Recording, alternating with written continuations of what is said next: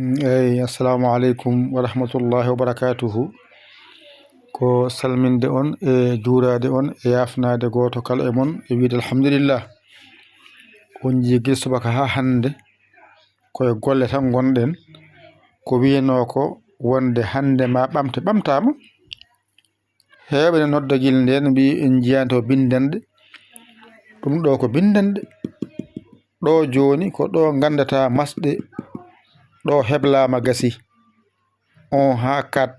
ko hen keblanmami windande ma nde dewata ha ganda masɗe ɗo ayi fodde kayitaji nowata jeete nan ɗo jooɗi ko winda no gandirta ka alkulal no masirte nani koko winda so winda wonta ɗo nani jangoɓe ɓe jiyata hay batte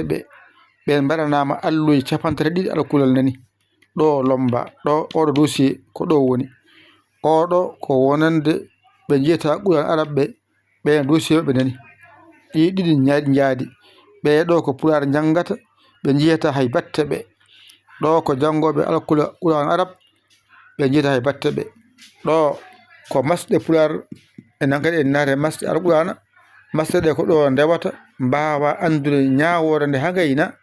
nde puɗɗa arde ɗo hadema arde ɗo ko ɗo ndewata taw ha ganda lawol ngol a yi portal dow nani less nani ay waɗa hen AI mbaɗama ɗum hana pamirta ɗum kala alluwal banggue ha wona 4 ɗe gasa sa faami ɗo noon sa ari ɗo yawa e ma on jango Pulaar ma yiide hay batte so jangi ɗeɗo alluje ha woni 35 alluwal tan o gasni jangde makko ɗo ko mo yiyata bindi hay batte e Qur'an arab ɗeɗo alluje nawata jeete so gayni tan o gayni jangde ko weyti ko mi foftaki hay sahayel gotel hay hunde arani ɗo taw sona ɗiɗo naaɓe ɓe mbuɗo arani ɗo hay sode warga sukara jarama yiyani amin ɗo juuɗe amin gollo noon saabi Allah on jiiɗum mo anda mo sikkama koye caka min gonno